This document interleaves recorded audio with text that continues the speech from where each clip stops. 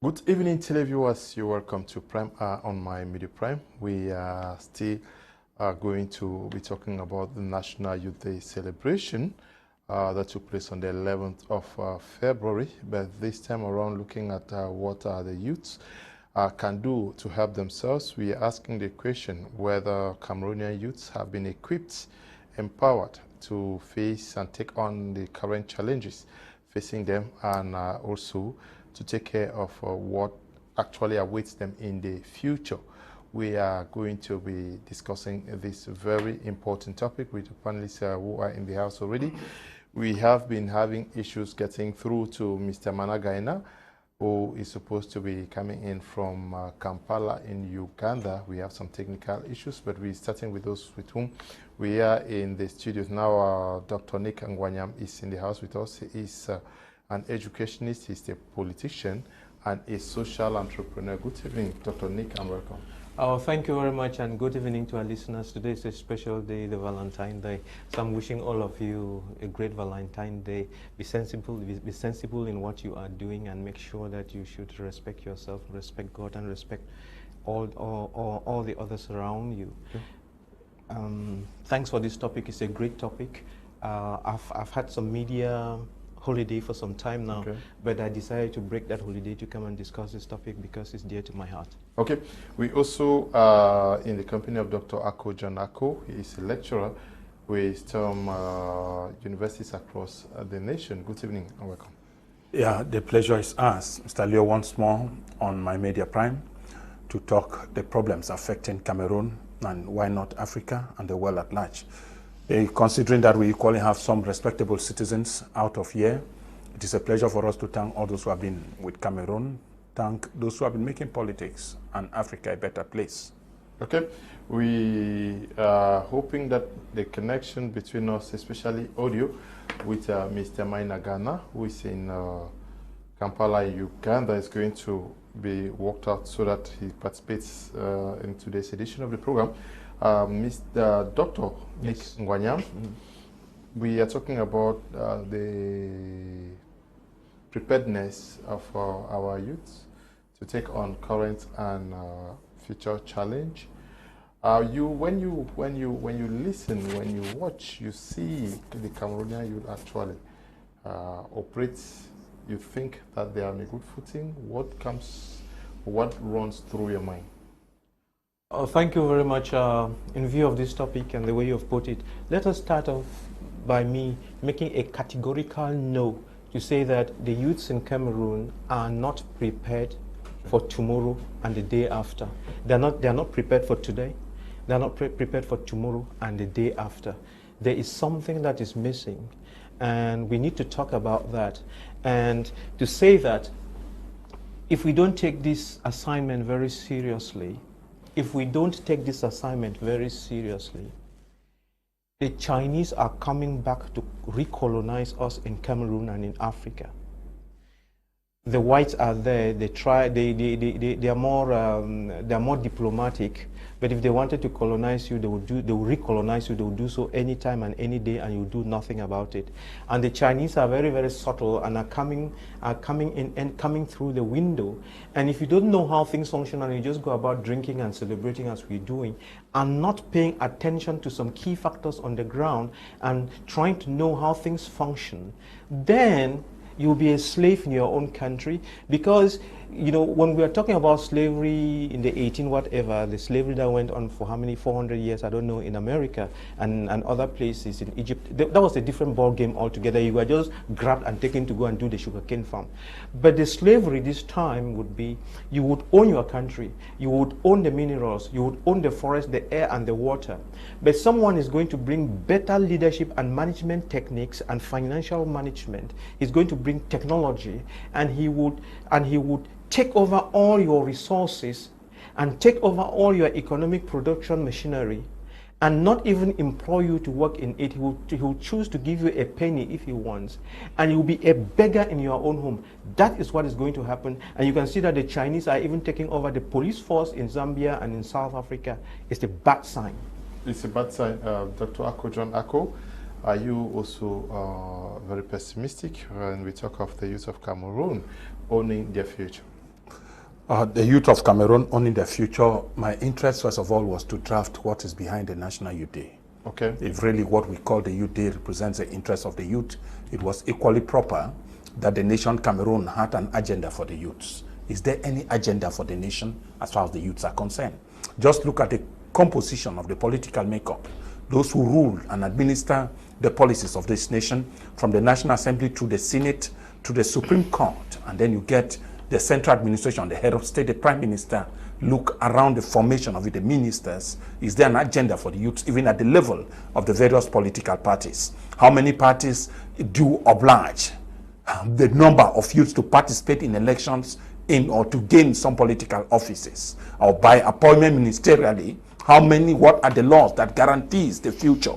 There must be that bridge between the elderly and the youth before we can see a rejuvenation of a nation. First of all, I believe that strongly something has not happened in this country. The country by itself has no agenda for the future of the nation itself. Cameroonians are unable to tell us where we were in 1950, the 1990s, and today where are we? Have we evolved? What is happening within the youth agenda? The National Youth Day in Cameroon celebrated. Is it really a National Youth Day, or it was fit enough to be considered a National Day of Cameroon as compared to the maneuver of the 20th May 1972. We knew how it happened, and we knew what happened between Aidjo and the political power at the time, the various assemblies, what happened in southern Cameroon, what happened in the eastern Cameroon, and a lot of other things, that an assembly, a Congress was convoked for just within 48 hours a bill was voted, and then say the name Federal Republic of Cameroon has become the United Republic of Cameroon.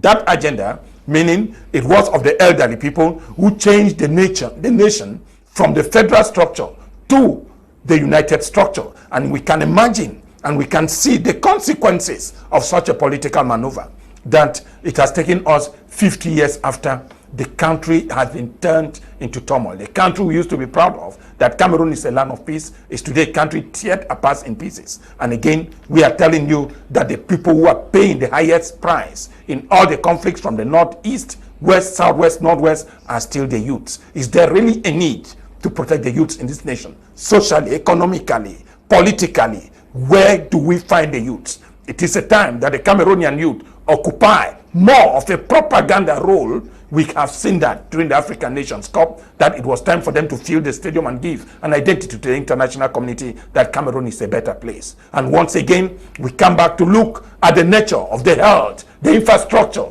What do the youths represent? Who are those governing? And to what extent do they really have the life of the nation at hand?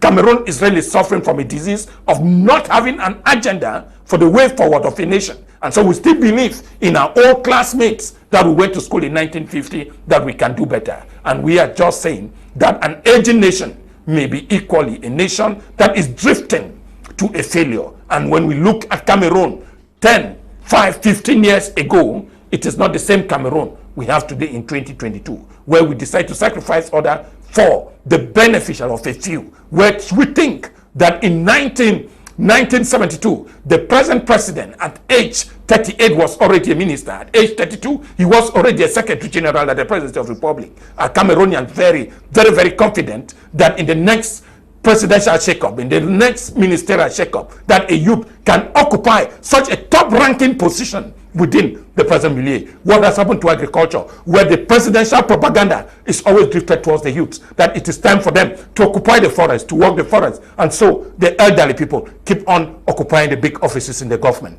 There is equal indication there has been an absence of seeing that the youths in our country have been again being lured by the access to network. A lot of them have become WhatsApp participants with no reasonable background of what the future holds for them. We have been lured into a lot of cultural manifestation where 2,000 francs is given for a political agenda, but nothing for the future. The Cameroonian youth, honestly, Mr. Leo, still live within doubt, and we sincerely think if things continue in this way, then the nation might cease to exist. There was this saying that when you have a great people, you have a great nation. And when you have a wayward generation, then I don't know what such a nation will become. Yeah, Mr. Gana Maina, good evening. We're glad to have you this evening.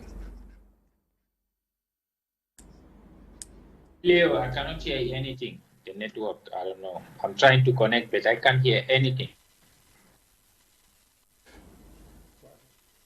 Say again? Yes, can you come in, your appraisal of the Cameroonian youth, are they ready to meet up with the current challenges and the future? Well, I did not hear your question. That's what I say. I can't hear. Okay, can we work on that, please? See what you can do. But he has raised some issues. He's talking about the youth and now being used for propaganda, raising issues about the possibility for the youth to occupy key political positions as well as administrative positions within the government ranks in Cameroon today. Who do we blame here? Is it not the youth who have accepted to play this role? Are they so helpless? Well, you know, when you come on a set like this one, you have some ideas and an agenda that you're trying to push forward. And I came this evening to try to help our youths to think and get out of the box, because we've been boxed. I'm trying to help everybody to think and get out of that box. And then we stop forgetting the past, okay, embracing the future and going into that future and defining the strategies that make things work. Because we can spend all the time talking about old people in offices. That's not our problem now. Because as I speak to you, you know, when we started, I just said that even if you took the youths today, if we took the youths today and we don't select them very carefully, and we just randomly pick the youths and give them all those posts, they will still fail because they lack the capacity. You understand what I'm saying? Be it either the youths, the old, or whoever, we don't have the capacity and we don't know how things work. It's not about youths occupying posts, because I mean, check in the ministry and some of those directors, many of them are actually youths, but I guess if you check, many of them actually are the ones who mess up the system very badly. If you check the people who are drinking that very expensive wine at the stadium, they were not adults, they were youths. Now, it's very important. I'm just here, I consider that we're in a lecture room and I'm trying to see how I can actually seriously help us to focus on what is important and get out of politics. Now, there is something that I've said on this platform and many platforms, and I'll continue to repeat it until we get it. We must know what makes things happen. What is it that makes things happen in our societies, in our homes, in our governments, and in the country? What are the forces that drive things round and make things happen? If you know how those things work and how they are interrelated, then you will know how you engage in that system and be part of it. But if you just live from day to day, you go sleep, wake up, and then you are just part of the birds and things like that, and you go, you celebrate one birthday after the other, of course you will not get it right. So again, remember, I've said that there are three things that drive any community, any nation, any household, whatever. Is the politics. And under that politics, put leadership, put management, put entrepreneurship, I don't know, politics and leadership, or let's say leadership and management, put that under politics. And they are there to make sure that they put the right policies in place and make sure that they are implemented to the letter effectively and efficiently. That's politics. Then the other key thing is economics. How do you create wealth in your country, and how do you spend the wealth? How is that wealth distributed? How does everybody benefit from it? Is it just a few people who are rich, or everybody is rich? Are the children happy because they can provide for themselves? That's economics. How you provide goods and services and sell them, and how you use that wealth for common good and everything, and then you support your development. The third thing, therefore, is development. When we are talking about development, there are two classes of development. One, the most important concept of development is human capacity building. That's the first, which we don't have. The second one is development of the environment. And when I'm talking about environment here, I'm talking about your infrastructure, communications, everything that you can think of development, just lump it under that. And because it is the human being that makes those things work, We now introduce a fourth element, which is like the driving motor of these three things that I've mentioned: the politics, the economics, and the development. Imagine them that they are part of a wheel that you can spin around. And the faster the wheel spins around, the better your politics, the better your economics, and the better your development. And the energy and the force that spins this wheel around is the quality of your education. It is the quality of your education. And I have said before, and I will continue to say it, for 60 years, someone deceived us with something that they called education. This thing that you have in Cameroon that you call education is not education, even in Africa. This thing you are having in Africa calling education is not education. The white man deceived you with something. So you go get this, think you are getting it right. No, we didn't get it right. And what he is studying is different from what you are studying. What he is studying is he is giving his children technical capacities, engineering capacities, managerial capacities, entrepreneurship capacities, financial capacities to be able to dominate his environment, to be able to make sure that the politics works well, the economics works well, and the development works well. That's why all of us from Africa, we keep running to their countries and go, we feel them, and then we are killing our own here. We have not gotten it right. And until we correct these three elements and the education, and amongst all these things, it is the education that has to be corrected. It has to be science, technology, engineering, and mathematics, add entrepreneurship to it, leadership courses, emotional intelligence, that's interpersonal communication and interpersonal communication. How do you relate with others? And then have the right attitude, love, faith, respect. All of these things, it's a bunch of things working together, and we have failed massively. Okay. Is Mr. Gana there? Mr. Gana, can you come in, please?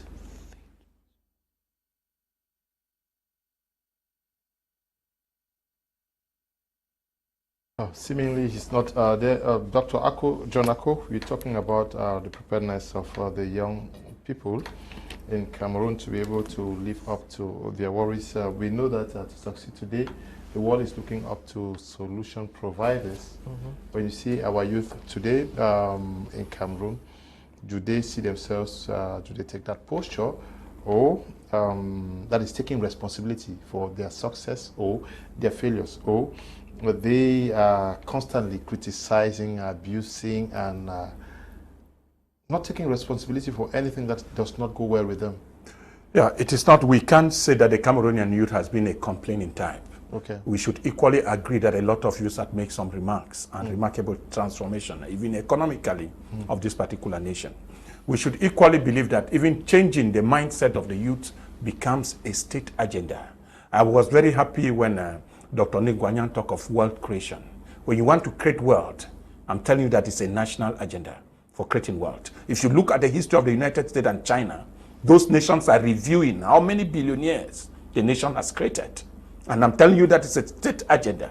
And if the nation need to create wealth, we are not depending on those who went to school 10 years ago, those who were classmates in 1950. We have seen this government finance individuals whom the money is used for somewhere, not for investment, but for political gains. And we have seen that several times, checks signed by the government. We are still to see where such huge checks have been equally signed to support youth initiative.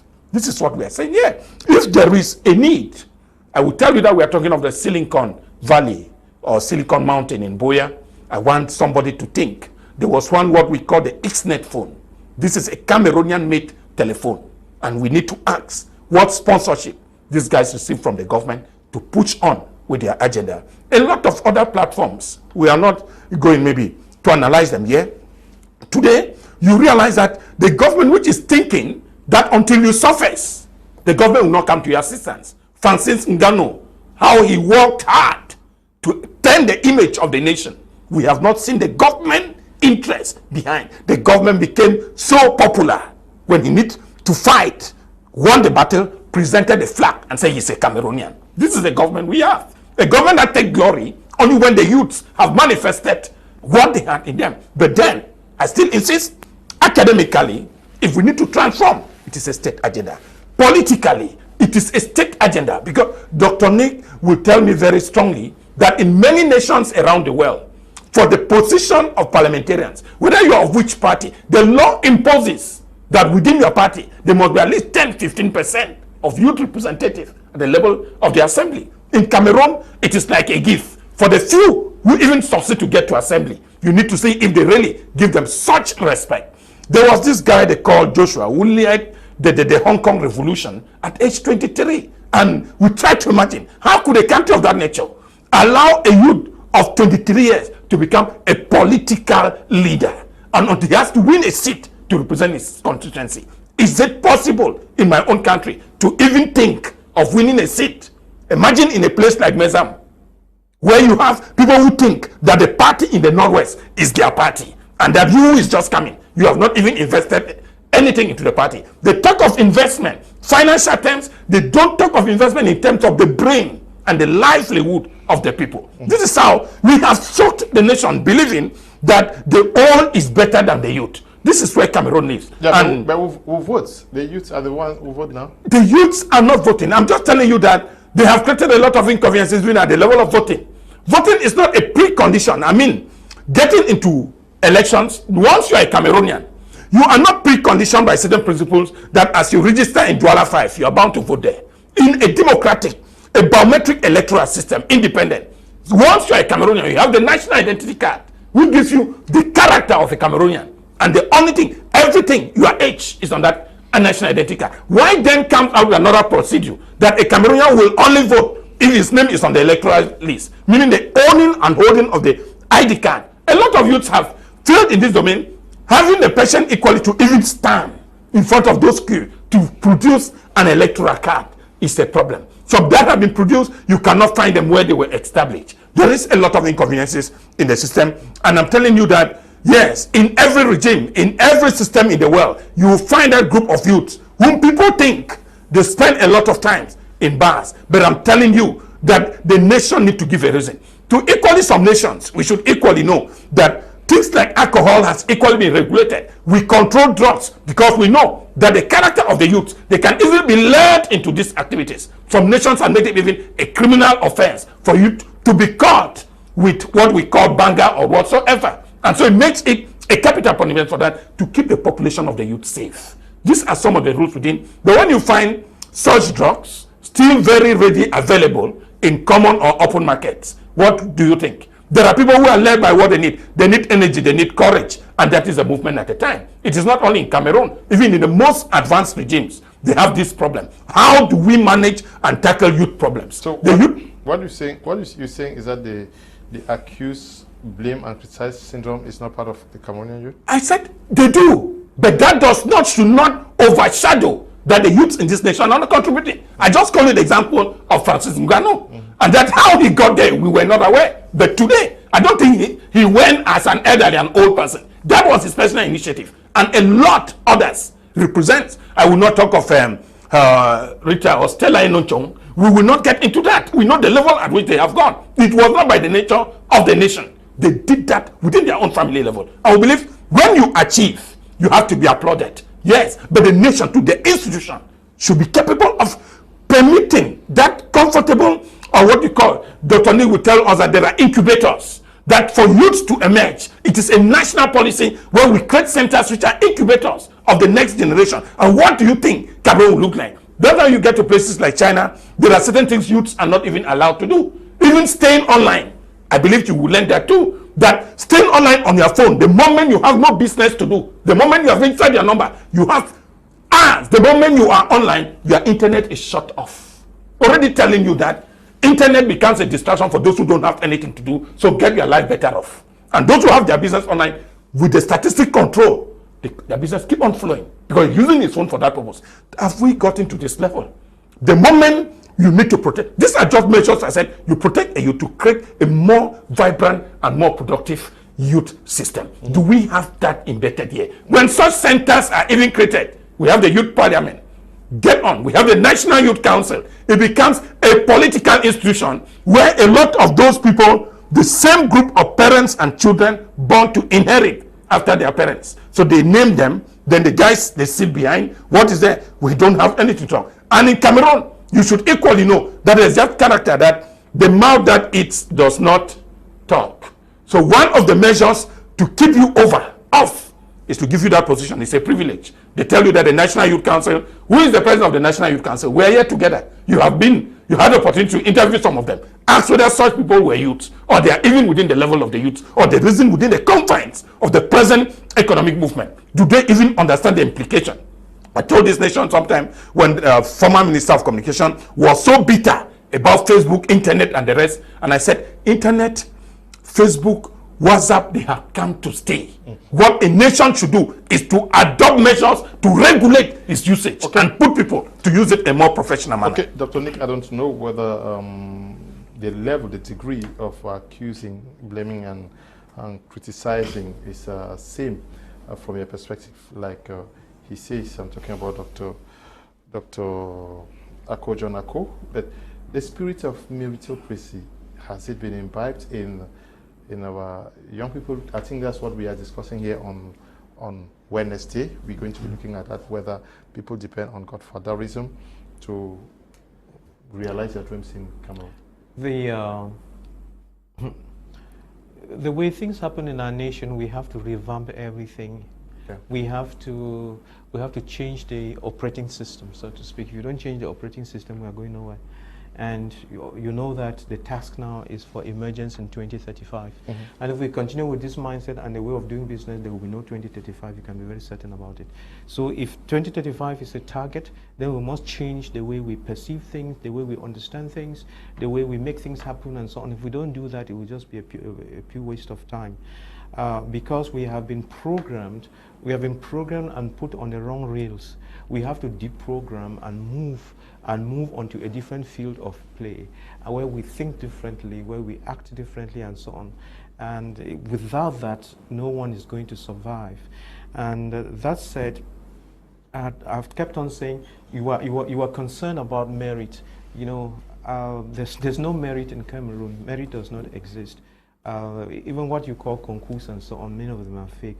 There's no merit. How people get jobs and so on, all of that is fake.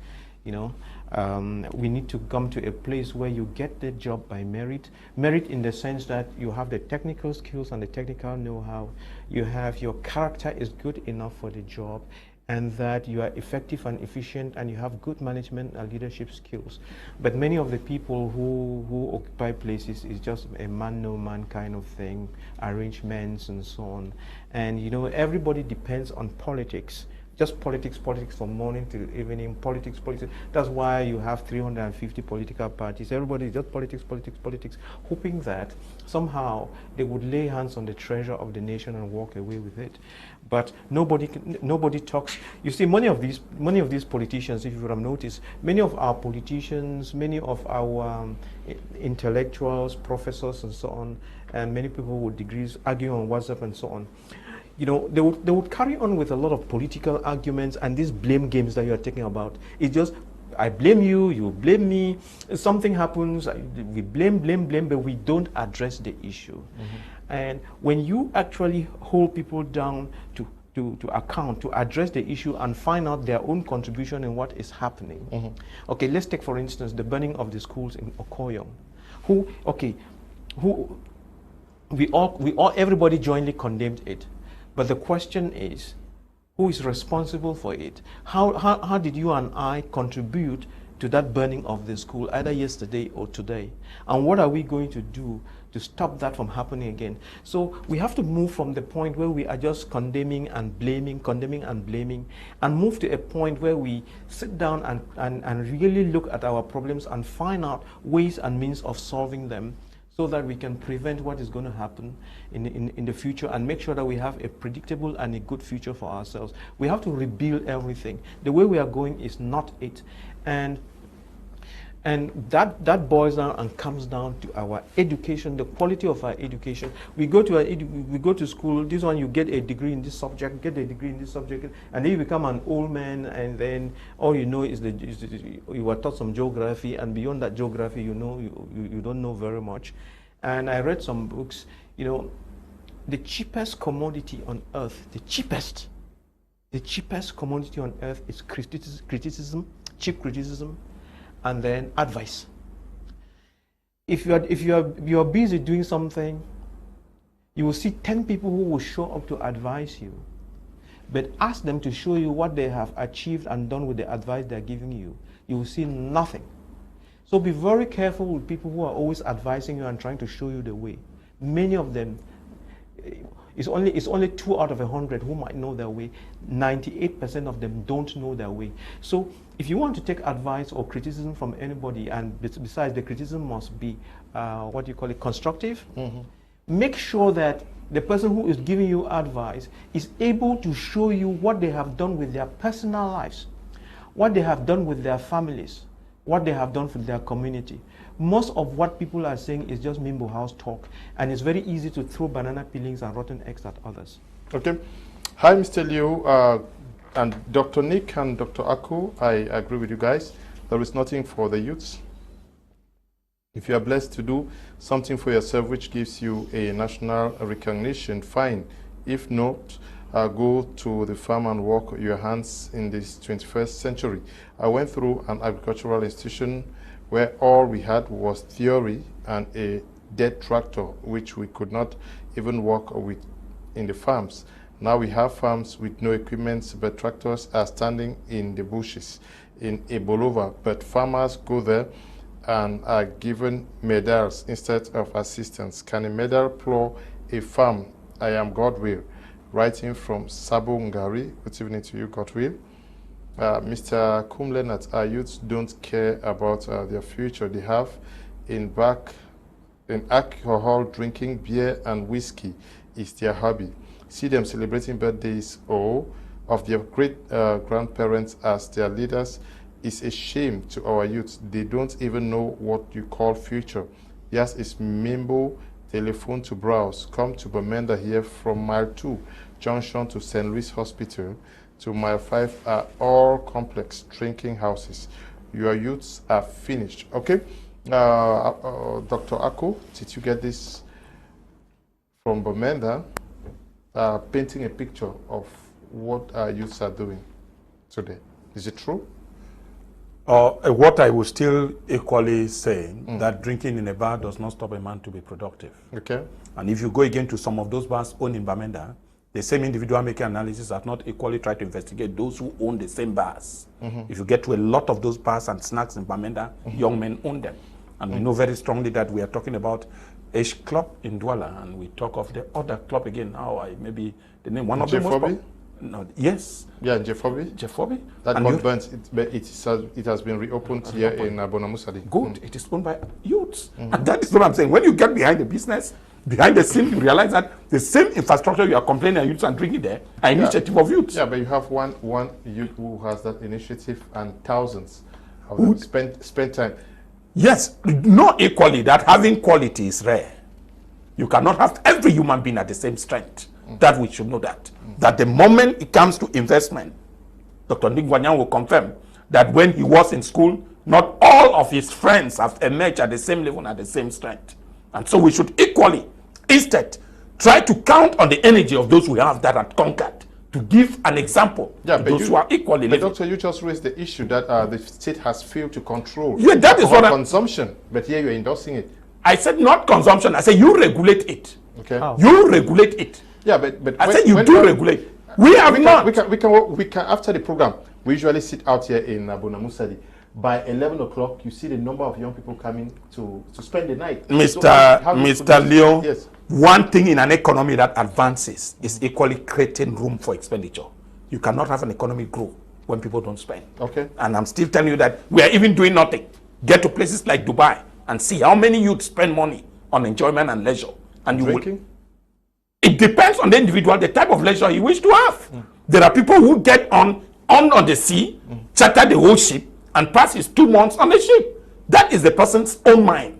The person drinking, never, I'm telling you that, for you to drink, you might have worked a source. Mr. Leo, you will not drink a beer without your salary being capable of purchasing that beer. It becomes uselessness. And a lot of it, everybody must be responsible to what he does. And that's what somewhere we believe that when the head of state came out with rigor and moralization, we were thinking that there should be a national agenda on morals. This thing should be taught, trained, drilled in the veins of Cameroonians. The fact that moral decadence or public distraction exists does not mean that we will not have a quality generation. no matter what we say, where those drinks and whiskeys and wine are produced, I don't believe the youths that don't drink. There is no other African country that may drink like a nation like Germany.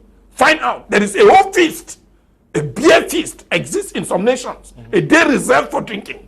Then you come to us where people, a nation which is equally secular, you have Muslims, you have Buddhists, you have somewhere, you have a small group of people to who endorses alcohol. We should equally imagine that, which gives us the right that we have pockets of youths who are equally into that. You have also the 3 northern regions, which does not endorse alcohol. Do you talk of that also? Because traditionally, religiously, they have their standards. Okay. But then the nation, I insist, if the head of state was sincere to Cameroon, which we are all already disgruntled, that his agenda on rigor and moralization has never been implemented. It remains a logbook where we consult and read and quote the head of state that he brought rigor and moralization. Not only alcohol we talk, that the greatest and worst past record we have had is being the most corrupt nation on earth.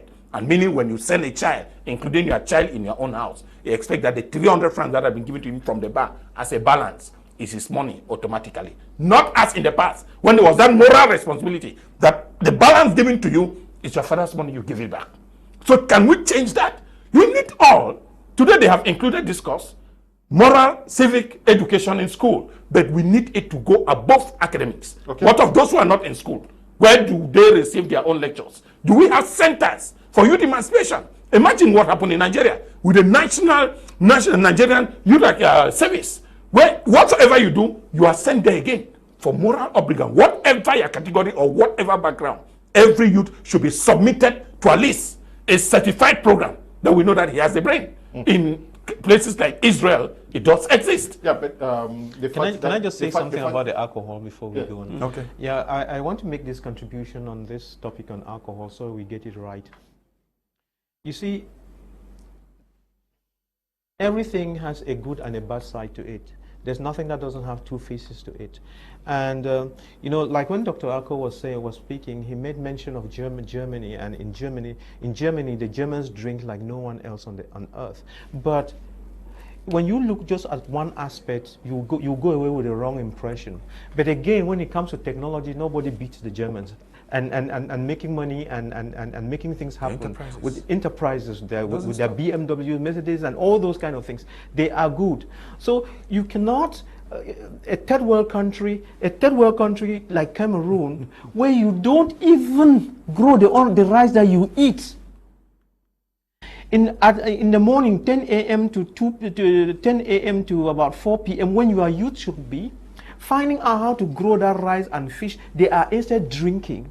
After that, you will send a Lebanese to go into the bush and cut a tree trunk that you sell to a Chinese or to a Frenchman. They give you a few pennies. You take that and import Chinese rice and eat. That is not responsibility. It's about us making sure that we make good use of our time. Nobody is saying that you should not drink. Drinking should not become a profession or no, a way of life. Drink as leisure. Drink because you want to relax. Drink, but you cannot make drinking a way of life. It's not possible. It's not possible. And while we are talking about it, how many Igbo people do you see singing in our bars? Oh, go check. I think we have about 3 million Igbos in Cameroon. How many of them do you see drinking in the bars? Are they not human beings? How many Bamilekes do you see drinking in bars? Are they not human beings? I mean, let us be rational. And it's true, of course, that many of our women too are now just drinking and kind of like abusing it. But let us prescribe it this way. It is good for the men to go and sit in the bar and drink till midnight. Because drinking is good, we are saying that when the man is going to drink, the wife should also go and also look for her own bar and drink. Then the two of them, because it's a good thing, the two of them meet at home at midnight.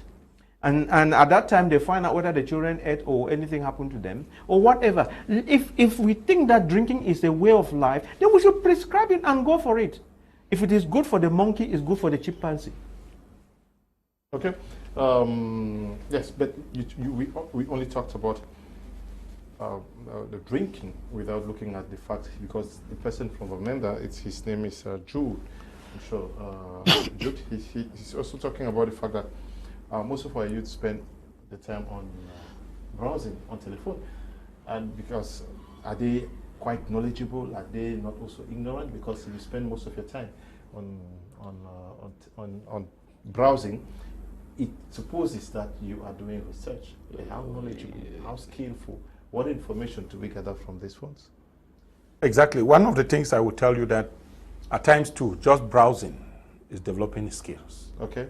And just browsing, just holding a telephone and manipulating it is gaining skills. That is exactly what the spirit of Mark Zuckerberg today is. They were not using the phone to create anything, but they discovered that they could communicate or connect 2 or 3 rooms. And today Zuckerberg becomes popular. And we have a lot of those people equally. When you get to online marketing or creating business platforms, that we are unable to take them through to penetrate the international standard because time we lack the manpower. That is the problem. So we need to identify first those who have the required skill.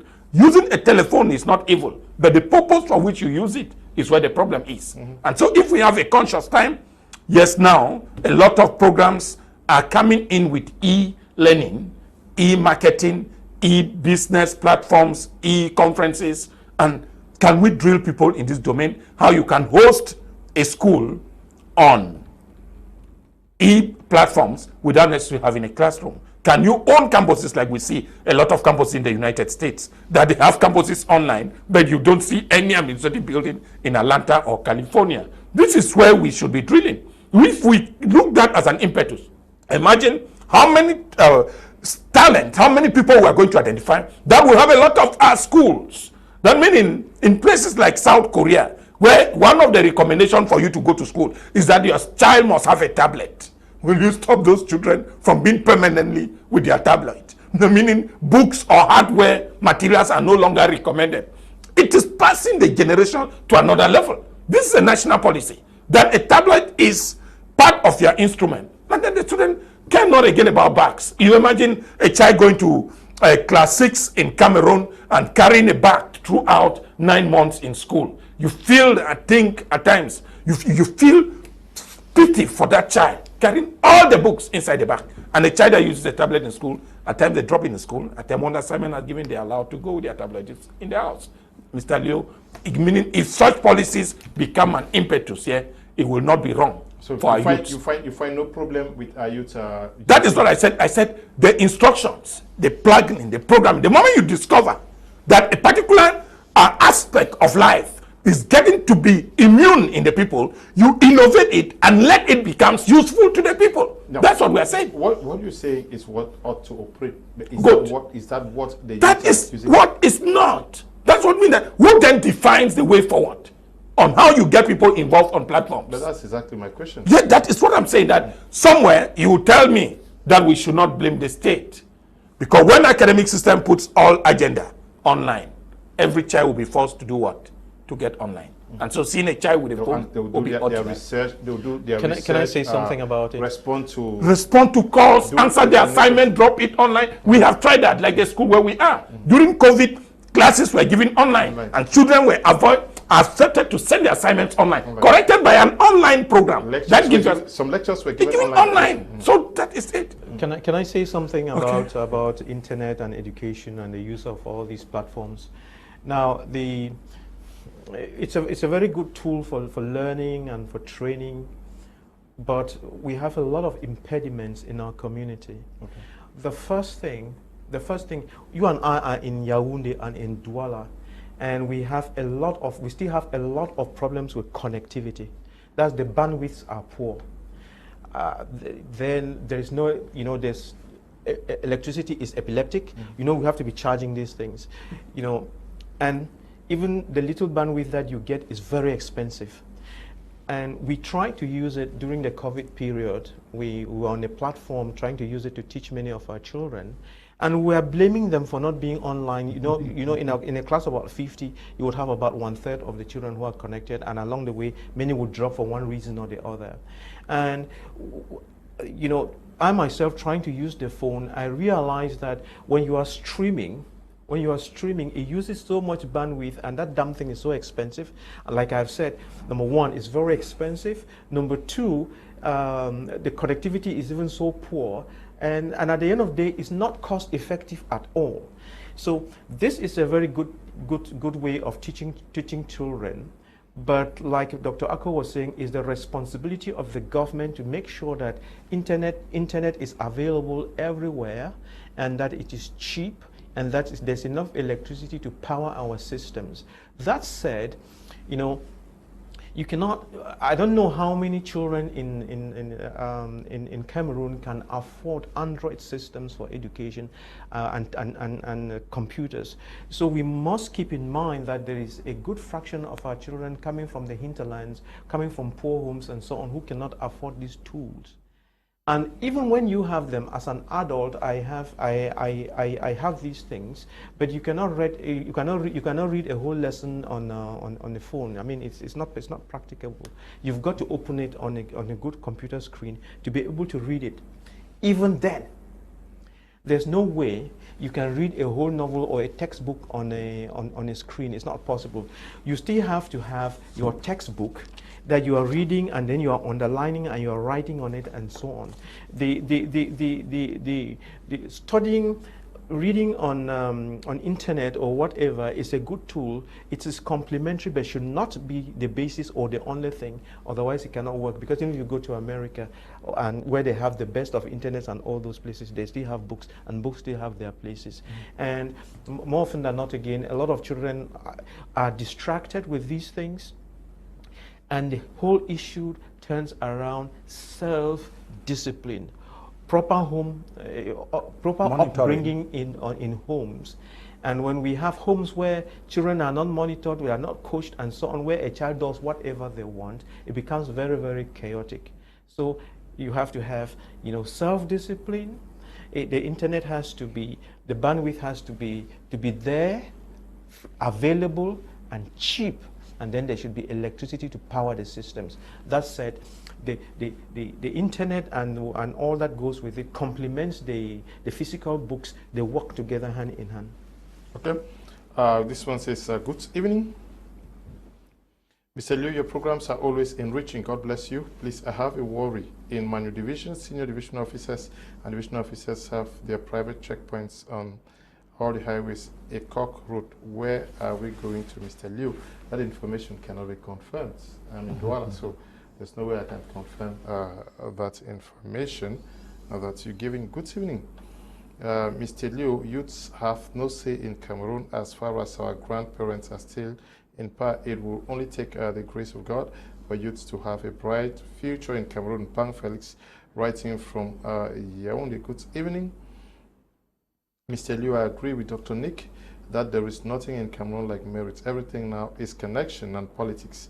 It's high time the government look into this issue and redress, probably for the good of the youth. Alex is writing from Bomenda. Good evening. I think in Cameroon there is another definition of youth.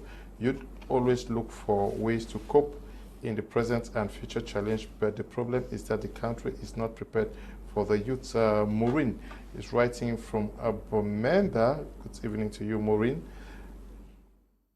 Good day, Mr. Liu and great panelists. I'm Ndango Moses. It's a shame that National Youth Day automatically turned to a party anniversary, as we saw. Okay, 90% of these two regions. Please advise. Okay. I don't know what you're trying to write.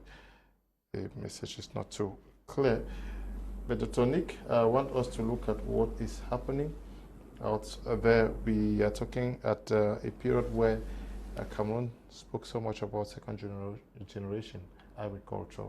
Oh. The President of the Republic himself called on the youth severally to embrace agriculture. Do you have the feeling that the youth actually are aware that agriculture is the backbone of African economies, and that that is also a direction they should be looking at? Thank you very much, Leo, for bringing this subject up. I will just try, I will not shout, I will just talk, and people want to listen to me and understand, fine, you are very welcome, but it's the only way. So His Excellency President Paul Biya said, has been encouraging this second generation agriculture. At least that is a policy statement, so to speak. He says that's the way we should go. But the question is, are we doing it? Do we even understand what he's saying? is there any other alternative? Can we bypass it? Why are we not doing it? So we need to answer these questions. Whether second generation, let's reframe the question. Is second generation the way to go or not? The answer is it is the way to go, and it is the only way, and you have no choice. And once you understand that you have no choice, then you've got to find out what is it that we've got to be doing so that it actually becomes a reality. Or do we keep deceiving ourselves? When we're talking about second generation agriculture, what exactly do we mean? We need to answer those questions. And then we look at the impact of agriculture in other nations. We have nations like America. America is the first nation in technology and wealth creation. America is the first nation in technology and wealth creation. And you see, we all take our visas to run and go to America. But what we fail to realize is that the American society, community, and economy and everything was built on the foundation of agriculture. And in as much as they are going to the moon, they have not abandoned agriculture. So agriculture is like the foundation. And on that foundation, you build things that go up in the sky. And when the things are going up in the sky, you cannot pull away the foundation. It will collapse, which means that though the Americans are going to the moon and doing a lot of great things, if they were to relent on their agriculture, they will crumble. China is a great nation, and what is keeping their nation intact is agriculture. Holland, I think Holland or Belgium, one of those countries, a small country, Holland. Go check about agricultural productivity in Holland and you'll be amazed. Holland is a small country, but that Holland can feed Africa. Israel does same. Israel does same. And the interesting thing with Israel is a desert. And they grow just about everything. And here we are in Africa with swaths of land, and we are doing nothing with it, and we are complaining that we are poor, we are broke, and so on. And this is the saddest part of it. Listen,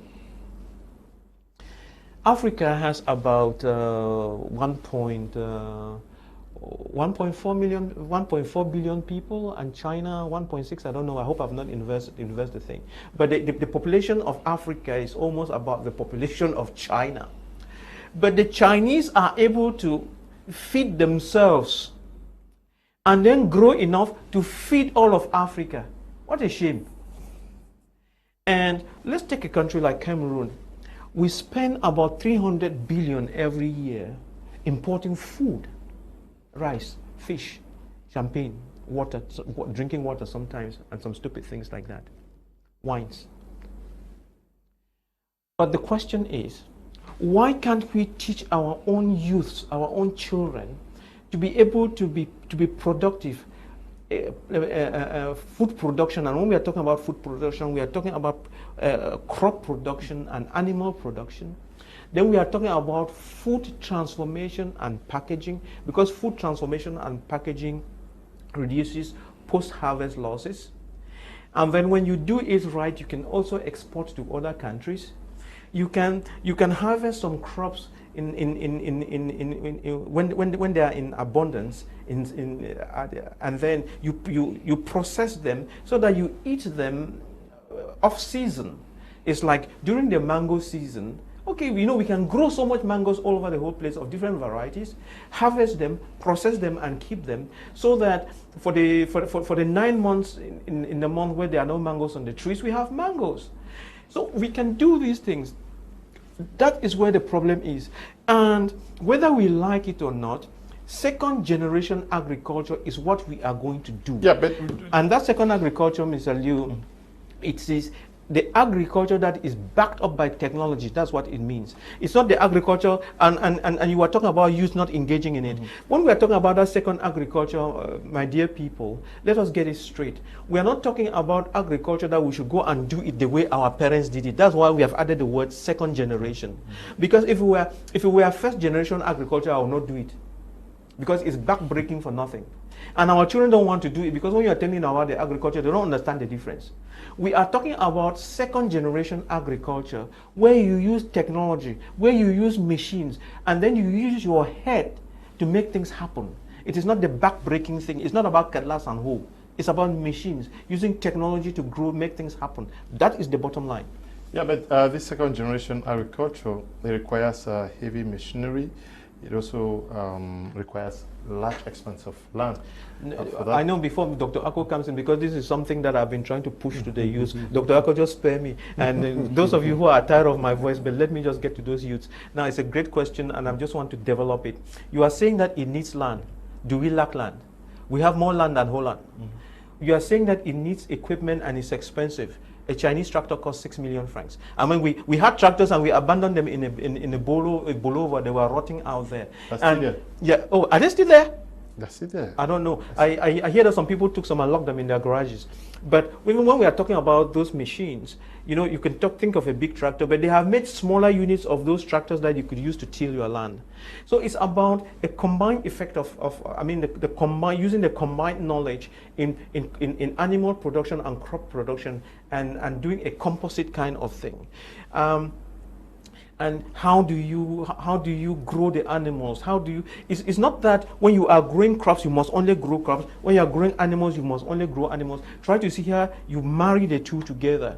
When you marry the two together, you will have a better life. You have to train our youth in such a way that if we give every youth a hectare of land and give them all the inputs, and then they produce the things, we buy them off from them and take them to the cooperative, to the industries, and transform them and put them on their on the shelves. You see, today I was listening to on a radio program.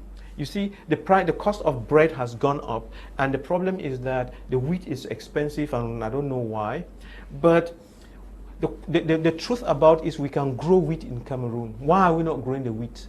Why are we not growing a wheat? I mean, we are so dumb that we even import maize. Why do we import maize when we can grow it?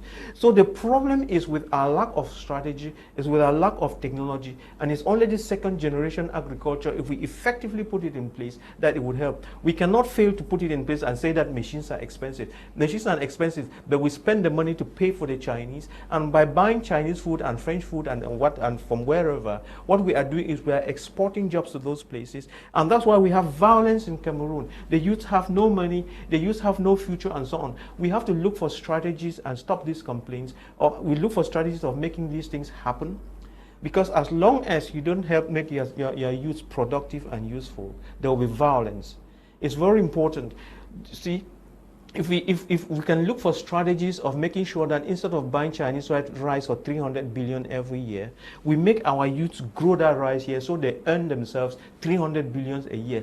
It's about strategy. We have the land, we have everything. It's just the management that is not understood. We have people sitting in ministries that the Ministry of Agriculture, but they themselves have no farms, have no animals. That is a huge problem. We need to correct something in our chemistry. That's a huge problem, and the President of the Republic has asked the youth to embrace agriculture. I'm sure he's aware of what you just said, the need for land and the need for technology, which is machines. And also capital now. Yes, capital. I mean, we can solve all these problems. And watch my lips again. If we teach children the proper technologies and provide everything, I'm telling you, it's a challenge. We can provide 2 million jobs for Cameroonian youth every 2 years, and we will be so rich. I said 2 million jobs. Forget about this thing about having 25,000 jobs in the civil service. Jobs are not in the public service. That's not where they are. There are 350,000 people in the civil service, and that damn thing is already full. But there are 27 million Cameroonians. You think it's 27 million Cameroonians who go and sit in offices? That's not where the jobs are. Okay. The jobs are in the private sector. Yes, but I want us to Mr. Leo, let me just say something. Because we bypass the level of speeches, if really we need to solve the problems of this nation. I don't want to believe that it's the first time the head of state is encouraging youths to go to the forest. It is more than a song. And I want to ask, really, within the premises of those who work around the cabinet of the president, if they ask them, what have you really done to get these youths into agriculture? People are in school. Sometimes I said it here. The subjects that are more encouraged, you find physics, mathematics, chemistry, biology, history, geography, literature. How many schools in Cameroon award the best excellent in agriculture? Is agriculture even a subject to count on? Starting with it, because everything starts with the educational system. As have we been taught about the economics of agriculture? We have been taught of economics of the Western nation, how banks are developing partnerships, stock exchange, and whatsoever. We are talking of micro financing, micro projects. Are they being taught in school? What they call, you hear the word micro projects more when you listen to TV broadcasting that the government will. We have created centers. We have created small and medium-sized enterprises. We have created a lot of these small groups that a lot of youths even find difficulties to finance it. The government will tell you how they have financed to a tune of. The head of state himself, I believe, we are going to have 27,000 more jobs within the next few years, 600,000 more jobs. It should be feasible. When you go to a country where we have a think tank, when the head of state makes a speech, those who are members of government sit down and draft on how we can achieve it. I said some time here ago that we have ANAFOOT. ANAFOOT is a national academy for football. And I asked myself, do we need other wisdom that in this same nation we have FENASCO B games, FENASCO A games, we have university games, we have Cameroon Olympic games. What had been calm? What was the rationale? What is the bedrock behind all these institutions? At the end, those who perform in these centers are not even seen. We don't even notice them. The 50,000 they won as gold medal or whatsoever ended there after the games. Now we want the football to be performant. We want athletes to be performant. We want the boxers to go. Those who are doing gymnastics, we want them to grow by themselves. Which means that it was a need for government to dictate talent. Equally to dictate those who are more agriculturally inclined. And we start with them. In one conference where I made a presentation on how can we get this nation going. Getting a nation going is a state agenda. We need to promote agriculture. Take 10 agriculturalists. Those who have manifested intention throughout the country, just 10 of them. If we have to finance, we put the monitoring behind. That was what the former president did. When President Ahmadu Ahidjo opened Operation Green Revolution in 1974, we should feed Cameroonians. I'm telling you that by 1982-85, Cameroonians were eating lavishly. And nobody depended on foreign or imported food. People were able to prefer gari to rice. But today, what happened? Gari has become more expensive than rice. The reason, which means that the agricultural schools created at the Research Institute, the University, to the University of Cham, and again, the National Agricultural Institute in Yaoundé, Iraq, they performed well. At every farming season, government does not ask farmers to purchase seeds. Farmers were given breeded seeds for free. Breeded seeds for free every season. And it was not declared. Horse and machete were given to some of our parents. Plus products, those you use in spraying to improve the quality. Today, those things that have been given by the World Food Program and many other agencies, you find them now in agricultural shop being sold. It is written on the same product, not for sale. But Cameroonians are selling. You ask yourself, are we really for agriculture? Should we come out and make a speech because we intended to make a speech? The government need to create an agenda to make agriculture, to get agriculture yield the result. We don't need 20 years. A 5 years agenda for Cameroon will give us sufficient food. We are in Sancho. A lot of rice or farms that were created in the 1970s and 1980s have been abandoned. Everything abandoned to themselves. And presently, we cannot. I'm telling you that what is meaning, just referring us that the present system has gone obsolete and that it remain more on speeches because Cameroonians are used to getting beautiful speeches. There is no agriculture by propaganda. Agriculture is engagement. 1948, Cameroon Development Corporation, 60 years after, have we been capable of developing another enterprise like the CDC?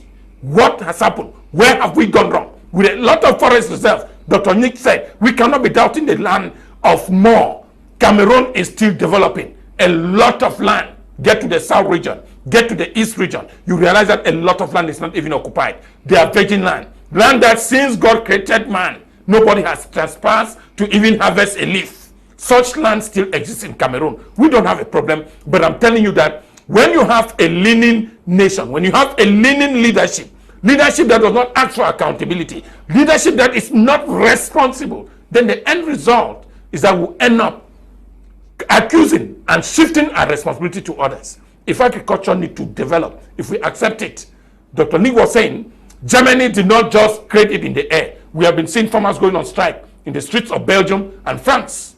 Meaning somewhere, government has a role, no matter how superficial, superpower technology they have in Belgium. If government does not support home-produced products, foreign goods will take over. And that is why we are living today. We are talking of the aquaculture. We eat a lot of fish. We don't even grow up one fish. Even 1% of what we consume in Cameroon does not come from Cameroonian markets. So what do you intend? Capital flight. And at the end of the day, the jobs are being created abroad and Cameroonians become autonomous consumers. It's not even beautiful to see the same speech being repeated time and again. We were thinking that the head of state would come to even decorate those who have made the mark since the last speech he made, calling you to go for agriculture. I call these names Mr. This and this of the South. He has created 200 jobs. Because in real agriculture, CDC alone recruits 22,000 workers. And imagine if we have those who could even recruit just 10,000. If we have 10 of them in Cameroon, unemployment will be history. Because we need to generate that on daily, monthly basis. Okay. Second generation agriculture is a window dressing slogan. What are those tractors doing in a Bolova? Rice is grown in Befang and machine is employed. Beseng, writing from Bamenda. Yes, I know those farms are along the Bamenda-Wum Road. Good evening to you in the studio. I'm Sangong Eric from Bafusam. What I can see concerning the youth of Cameroon is equally based on their upbringing. Parents spend little time with their children and the morality that have been gotten parentally is absent. Let's stop blaming the government. The problem is our home. Hello.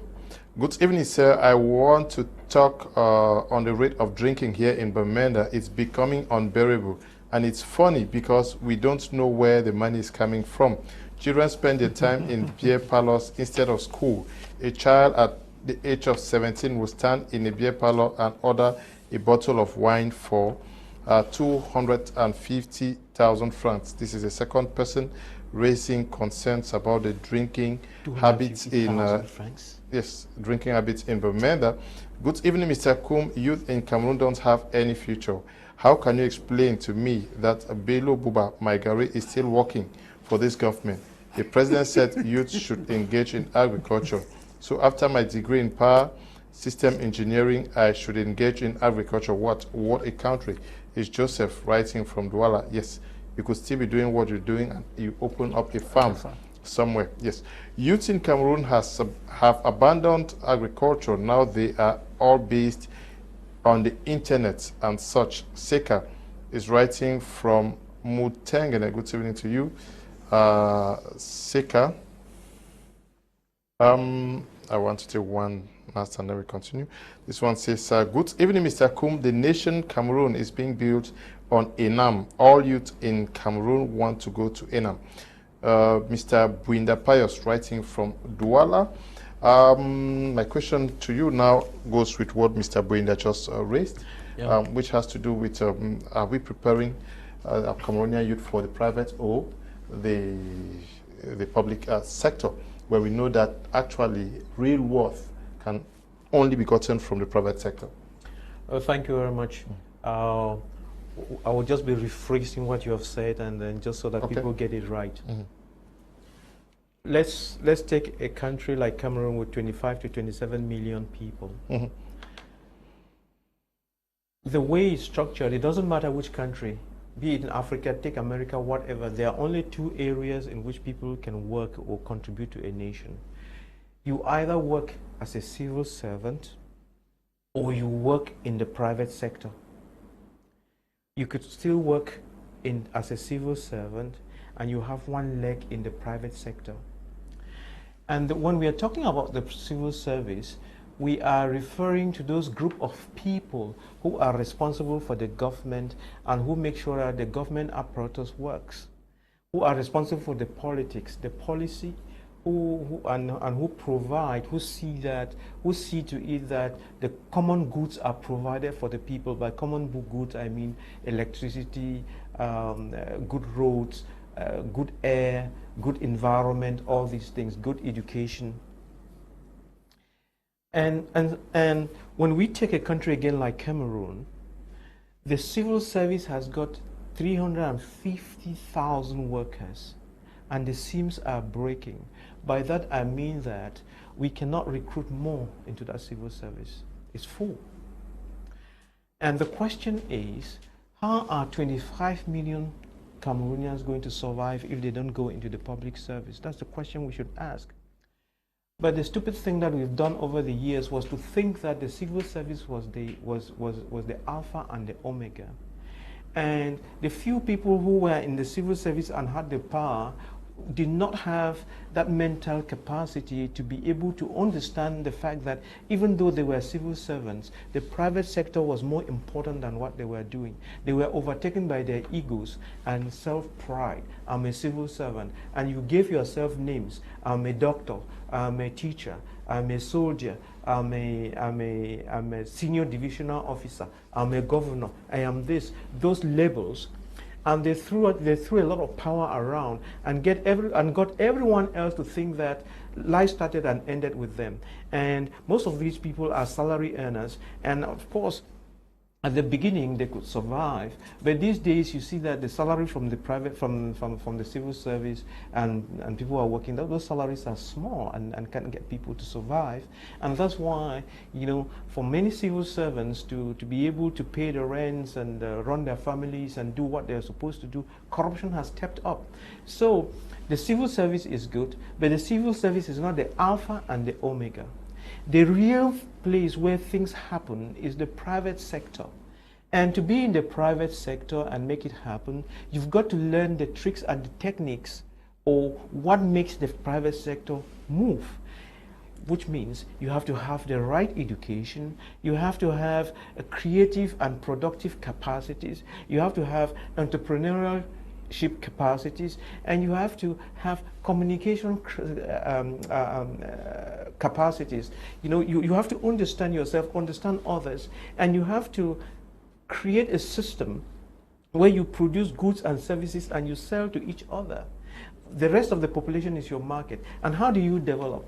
When you train in school or in whatever, what you should be doing is you should be acquiring skills and knowledge to be able to solve specific problems in nature. When you solve those specific problems, nature pays you. For instance, you know, you train to be a good painter. You can paint the house very well.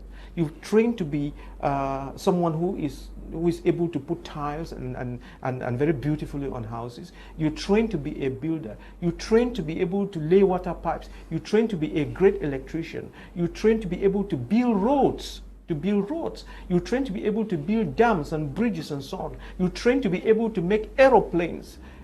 This is what we are talking about. That's why the education has to be science-based, technology-based, engineering-based, and mathematics-based. But to that, and in the core of our education, 70% of what we teach our children in a proper school system should be science, technology, engineering, and mathematics. Then the rest of the 30% should be the social sciences, and then to that you make agriculture compulsory for everybody, starting from nursery school to university. Agriculture is compulsory, entrepreneurship compulsory, communication skills compulsory, how you interact with others compulsory. So we need to know what we are doing. For now, we just grow like some wild weed, and that's why we don't know what we are doing. Okay, this issue, do you also have the impression, like Mr. Brinda is writing, that most every youth is dreaming to go to ENAM? Obviously, every youth. I was just talking. Why don't they see Dr. Nick as a very successful person? Dr. Nick is moving without any protocol. Dr. Nick is moving without a defined guard. Yeah, but why don't we see and inspire? Why don't we take the examples of persons like Mr. Tambe, who is the PDG around here, the likes of Phobia and most of others? They have not been taught that in school. That has not been taught in school. There is no school for successful entrepreneurs and presenting their life to public. Nobody knows really. People, for three of us who are closer to Dr. Ngwaniam, might have known him. For those of us who are closer to Mr. Tabe, Brian, we have known him. But then, is there a school for great entrepreneurs? Is there an agenda that celebrates them every year, like we just celebrated the birthday of the President of the Republic. Just imagine that we create a year, a day for entrepreneurs, and that we met at the same complex, like we celebrated the head of state speech. Do that for the next 3 or 10 years. Present the people on the screen. If the life of a lot of youth will not be inspired. But then, those to Enam, you know what happened in Enam? When you are in Yaoundé, just the addressing alone attracts the minds of the youths. Everybody gets into Enam. It's a leeway for stealing. It's an institution where we train cooperatives for public service. And that is studied. And a lot of us who ask the question... Yeah, but we take exception to that, Dr. No, I said there is no exception. Mr. Leo, I said there is a need. We of my media prime take exception to that. Yeah, just take exception to it. I said these are my words. And I'm telling you that in no advanced nation, we have a school where administrators are trained. And then you move out of such administration, the quality drops. All what is studied in Enam are specialties and fields which can be put in a common university system. Meaning, we can recruit, like we recruit teachers or anybody from the universities. Like Dr. Nick said before now, there is no need for concours. There is no need in Nigeria that the Minister of Justice should be the most brilliant lawyer. Is there any other training a lawyer had not had? Let me not quote example here. Imagine somebody like Barrister Keremuna becoming the Minister of Justice for Cameroon. Do we need other skills? Do we need to identify that within education, there are people like Victor Anamango of his blessed memory that if placed in a university cycle, the results will be clear? Do we need them to go to an extraordinary training center? What courses do they study there? A lot of what is studied in Enam are summarized parts of subjects which have been studied already in state universities. Verify their programs. You don't find anything there extraordinary. The only extraordinary thing is that it is reserved for others. Those who are on top, like we said, is connectivity. Those who get to Enam, is it a brother or a sister, a senator, a minister? How are they related? All of them are there.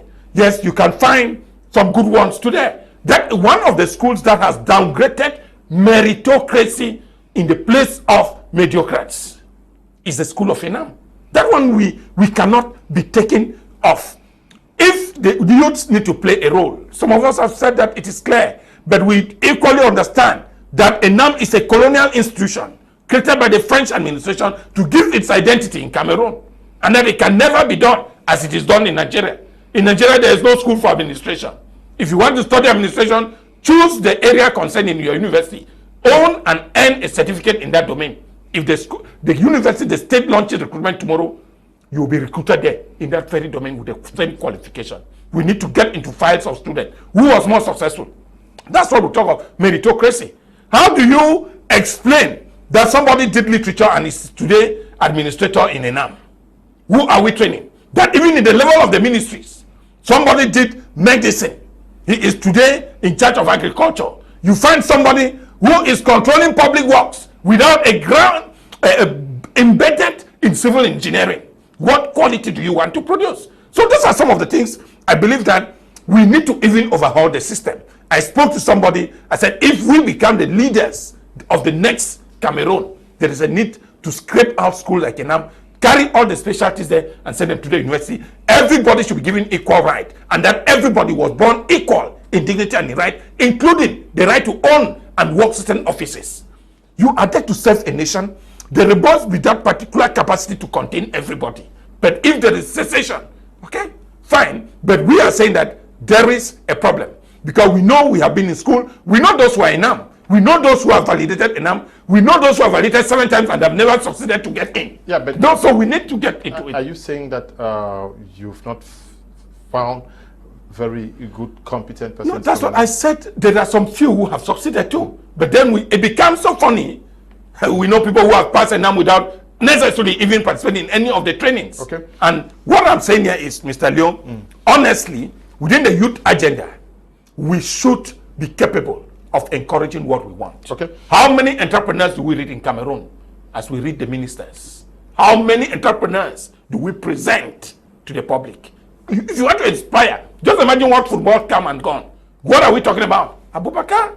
He was presented to the public and people know about him. If we celebrate Samuel Eto'o, it is the way and the height he has presented. But you don't present agriculture. Ask somebody who is the most successful agriculturalists in Cameroon, the highest farmer in Cameroon, who will tell you what have they achieved, what have they created, what wealth does he control. We don't even, that's why I said the economics of agriculture, nobody knows anything about economics of agriculture. Okay, our youth cannot do anything because the government is not sincere and lacks focus, e.g. Okay, agenda and willingness to do something for the youth from Bu Emmanuel in Yaoundé, and greetings to you, Mr. Kum, and all ex-students of GSS WUM. Okay, GB Zongang. Good evening to you. Glad to read from you. Mr. Liu, agriculture is Cameroon's economic backbone. Let the government focus and invest in it, and many Cameroonians will be occupied. Amwe Kome is writing from Mwambong, that is in Kupe Mwanenguba division, southwest region of Cameroon. Good evening to you, Mr. Liu, and the excellent panelists. I agree in all what the panelists are saying, and add my vote to the recommendation that let the government make a shift from beautiful speeches to action so that our youth will see and be encouraged. Second, agricultural generation is the hope for Cameroon and Africa in general. Make agriculture a lifestyle, and creating value-added chains and distribution channels will be a competitive advantage for a country like us. It's a pity we have a country where everything is politicized, such that even our stomachs will soon be sacrificed for politics. Bawak is writing from Edea, chief town of Sanaga Maritime Division, littoral region. Good evening, sir. Rice farm is in dock, but plowing machines are in a bolova getting roasted. Thank you for that contribution. Stop calling, please. Dr. Nick Ngwaniam, we are looking at preparing our youth for the challenges of today and the future. Yeah. One of the key challenges we are facing in Cameroon and most African countries, though it is a global phenomenon, has to do with corruption, embezzlement, the capacity to manage resources that are meant for the general interest. Are you worried when you look at what the youths today are doing? Yes. You see, when I was talking, I was saying I was painting a picture of how things work, and you're putting emphasis on corruption there. And I would say again that if the system does not change, corruption in this country will never go down. The system has got to change, and we need to change strategies and change the way we do things. If we don't do that, corruption would only continue on the rise. It will never go down.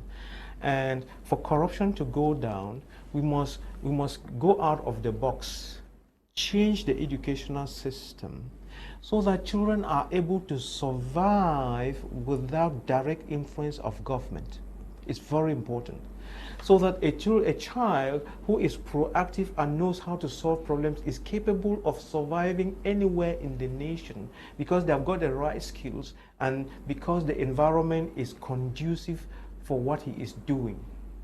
If we can do that, you know, a lot of things will work.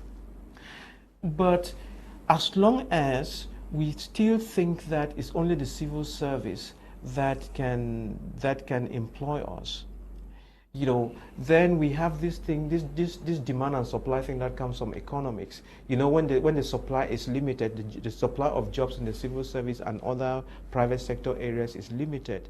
So and the demand is very high. So corruption comes in, moral decadence comes in, where you see people asking for sex for jobs, sex for this, all those kind of things, money or whatever.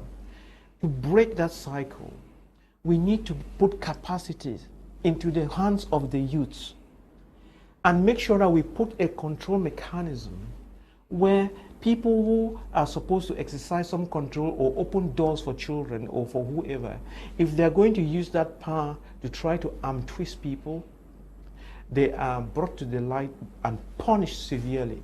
If you were to do that, a lot of things would change.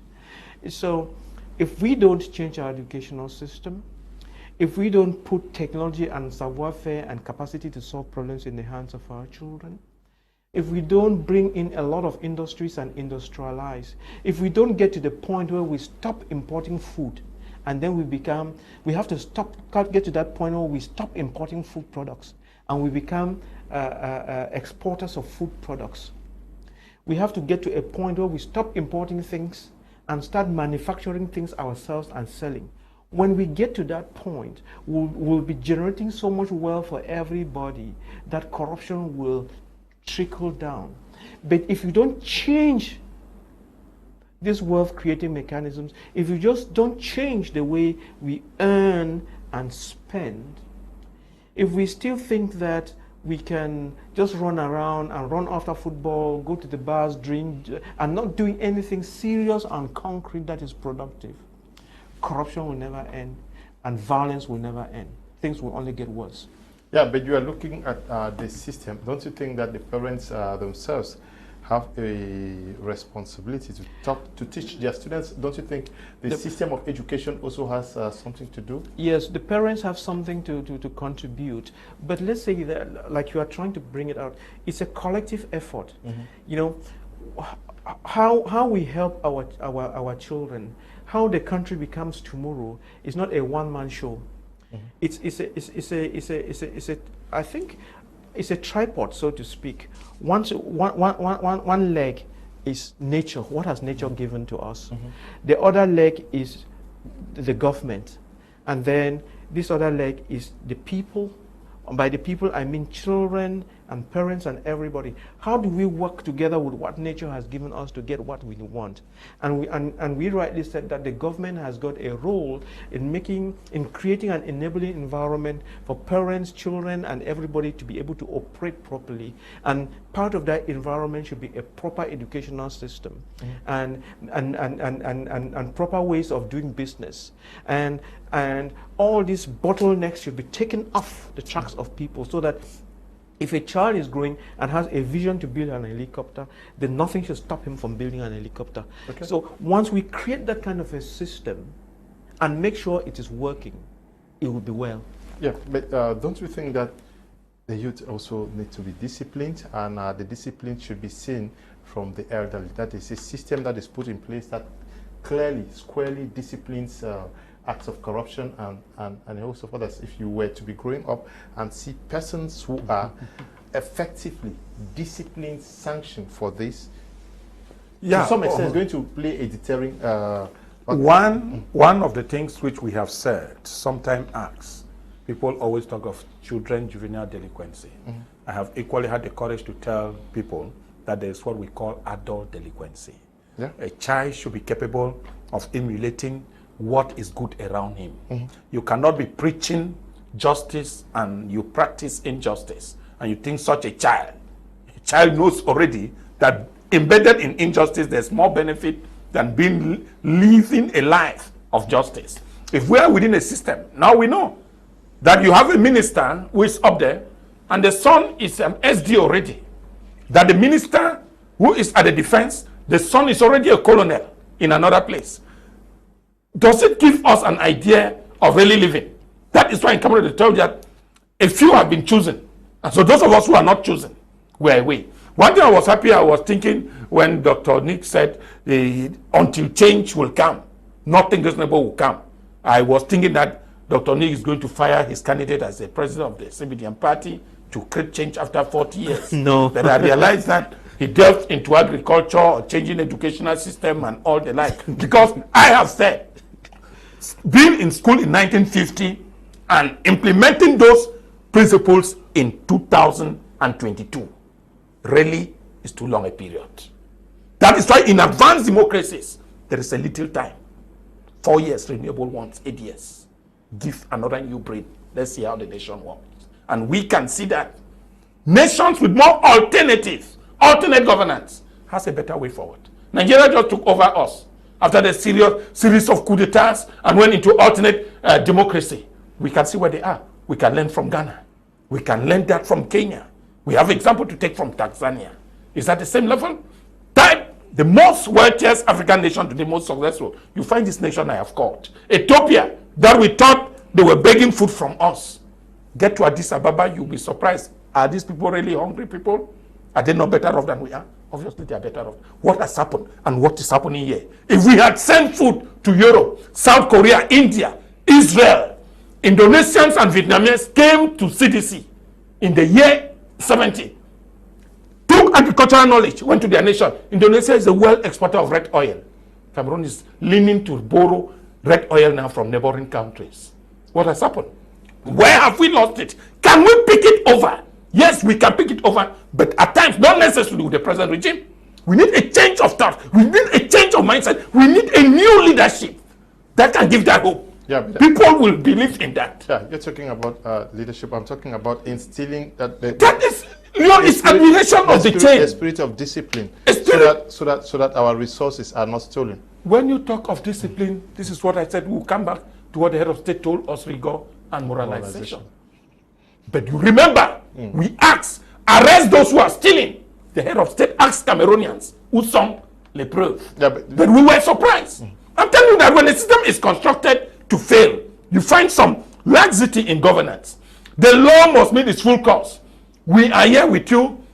President Sarkozy of France is going trial. Mitterrand, whosoever, it is not by leadership. Law, everybody is equal before the law. But when we revise the constitution and say some people are above the law, they are not responsible for offenses committed while in office. 2008 amendment. And it was voted by intellectuals of this. They applauded that there are some crimes you can commit as you are the president of the republic, you go, you scot-free. What are you telling us? That yes, the law has been come above, or we have come above the law.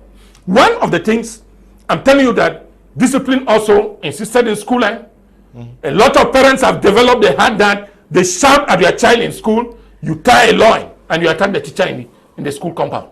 Some children have become now too arrogant for us to manage. An African child, the Bible is clear, spare the rod and spoil the child. To some of us who are Africans, a rod or a cane is a permanent partner in a home. The moment a cane is not available, you get a new one. You even pay money that they should bring you it. I believe maybe Dr. Nick will think of those standards. We receive latches. Those are human rights abuse. Yeah, good enough. You call it human rights abuse. We have a lot of human rights abuse. Just this week, a lot of incidents. We just look at the situation of what is going on now in Ukraine. We have looked at the situation in Mali. They will tell you that is human rights abuse. And I ask the same people, what have they done to slavery? What have they done to the money Africans are paying Europeans? Have they nicknamed it? That because you were in Africa, we continue paying some extra taxes. What is human right? Human rights suits the context of the propagandists. The colonialists put their right. We in Africa, it was a right. You know what I just did to those who were corrupt? We were talking about corruption. The moment you accuse, some disappeared. The moment you are convoked, you disappeared. China has told us that a death penalty continues to live in China. That it cannot live within the Chinese population without a death penalty. But the same people came with debt forgiveness for you to do what? To annul a death penalty. Go in the United States. Some states are still implementing a death penalty. It's not human right. Same agencies are the one propagating in Africa. But since we need the money which does not even serve us a purpose, the same money that will steal again, then take back to their banks. Then they keep on giving their assistance for investment. Okay. It's what they force us to do. Discipline, Mr. Leo, is essential. And I'm telling you that in the microcosm, that the unit of every nation begins from the family. If the family is seated, then the nation is seated. Okay. We need to do that. Okay. You cannot find drugs today in a pocket just within the same people who respect and honor. It is not done. Okay. Good evening, Mr. Liu. I am Amidou from DOP. I farm rice, but when the UNVD come to buy, they buy below the price. We can be encouraged to work. Okay.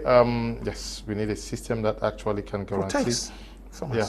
I'm sure that is what the marketing board, produce marketing board, was doing now. Okay. Good evening to you. The topic of discussion is actually vital and pertinent, but it's necessary that we take into consideration the territorial situation that we find ourselves in too. Cameroon is a country characterized with a theoretical democratic government and a practical dictatorship government. I believe we have been raising some daily issues faced by youths in the nation. Meanwhile, nothing towards mitigating such issues is being done. I will recommend that you stay in your houses and continue enjoying your wealth with your family. For Alefak Yannick, writing from the famous Tole village in Boya. Good evening to all of you watching us from Tole, especially Ebwe Emmanuel. Good evening, Mr. Liu. Mr. Ngwaniam has elaborated on the laid down principles and the way forward, while the other speaker is elaborating on the way forward, coronating both of them speaking sense. Good night. Anthony, writing from Akko. Good evening. When the president's child wants to become the president of the country, question I ask, when will he do his own agriculture? Masango is writing from Boya. Who knows, maybe he has farms here. Agriculture does not mean that you should be you there. must be there. Like to he work. says, yes, it's second generation. Greetings to all the first batch students of agricultural production and technology, St. Louis University, Douala. Serge is writing from Tico. That's publicity. Good evening. This one says, can Total have come and gone? Let government put just 10% of what was spent on agriculture. Then we must have started to think positive. Our is writing from Bamenda. The problem with Cameroon is the issue of how old are you. Let the government consider youth at an early age, not wheelchair age, when then there will be a chance for youths to prove how fruitful they can be. Peter, okay, good evening to you. Mr. Kum, both panelists are right. My teacher in primary school taught us that sweet is good after labor, but without labor, sweet is a burden. Most men that people work before eating. Bezen, okay. I don't know who eats without working. Almost everybody does something before. The guys eating. drinking the alcohol, I guess, is referring to Good that. evening, Mr. Leo, and everyone in the studio. From every indication, Prof. Jonako is speaking the truth. If we have people like this in government, this corruption must not be taken out our country. It is also happened to me when I went to write my gendarmerie concours in Northwest region. When we started with the practical part, I didn't believe it until after the practical part is over. We went for the theoretical part, which many people I saw didn't even participate in the practical part of it.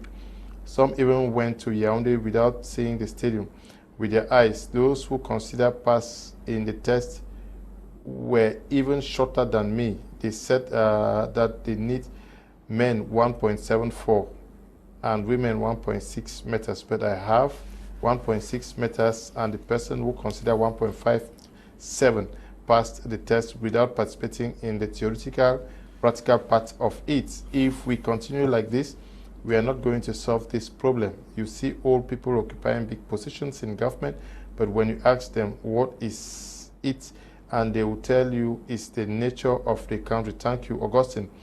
K is writing from Bamenda. Good evening to you. Augustine, good evening. How can our president address the youth like those of the First World?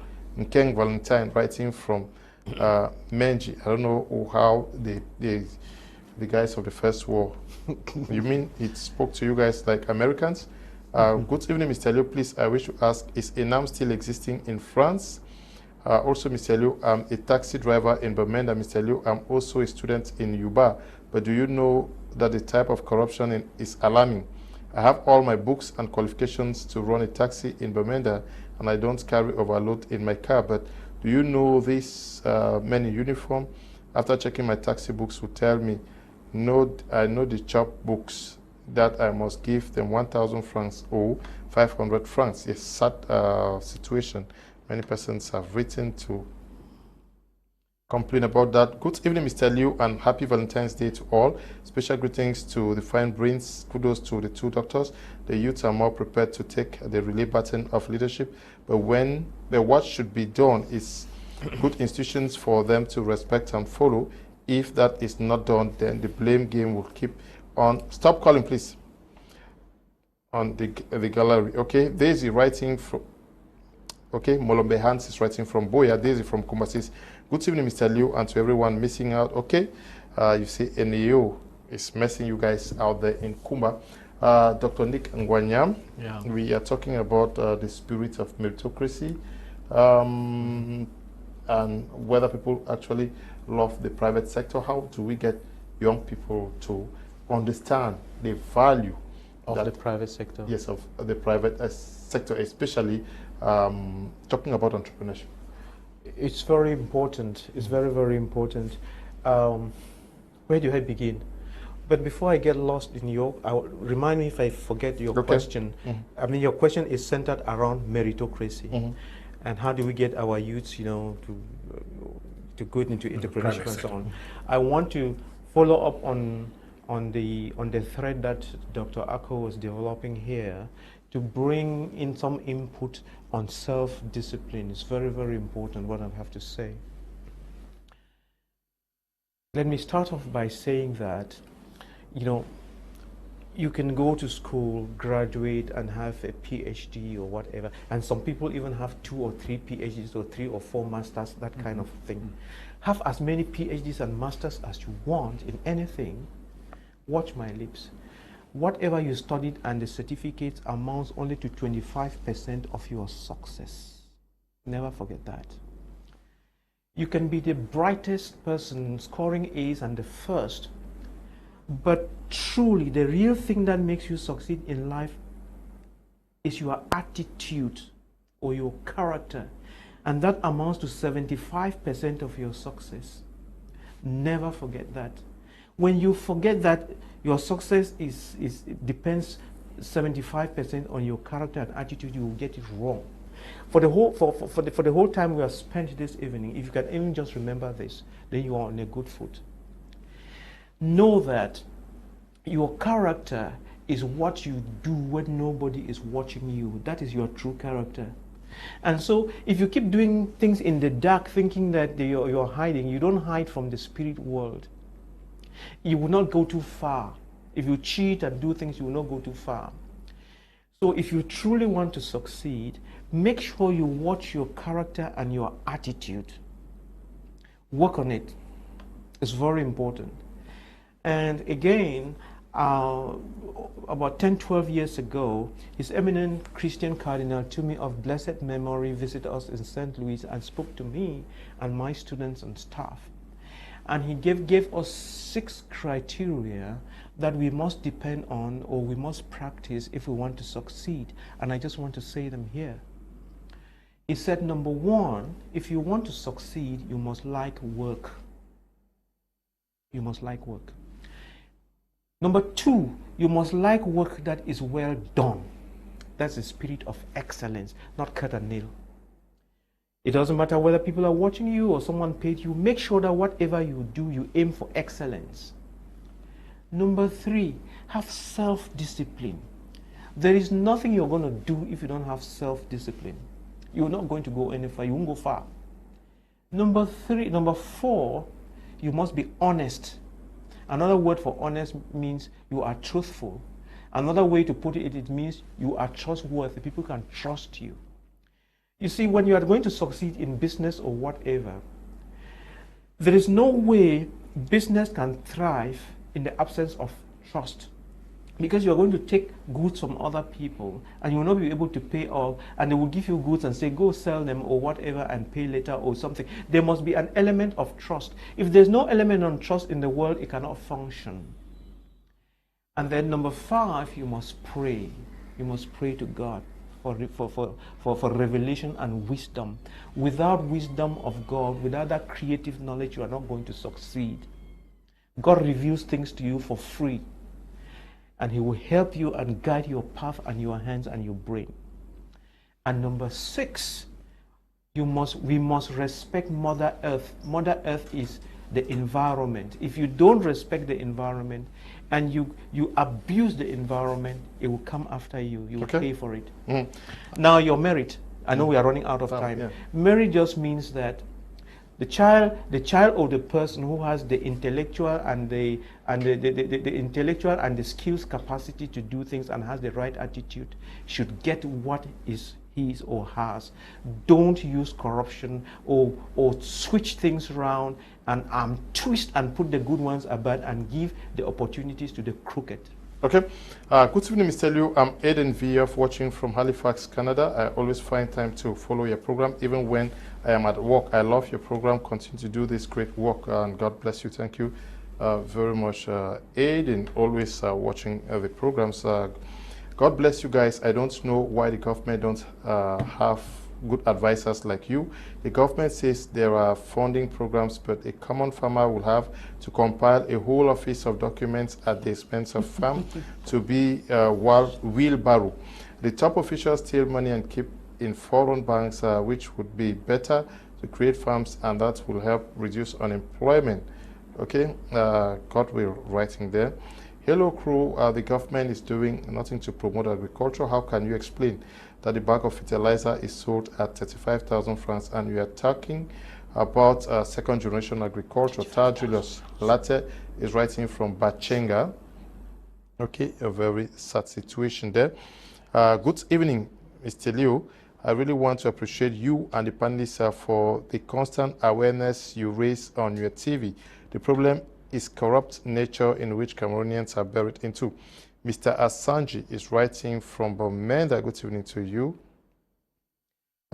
Greetings to you, Mr. Liu, and the seasoned panelists. The kind of education we receive is the main cause of our frustrations and retarded development. Ako Fedi is writing from Boya. Mr. Liu asked Dr. Nick if I could talk with him. I need some schooling from him.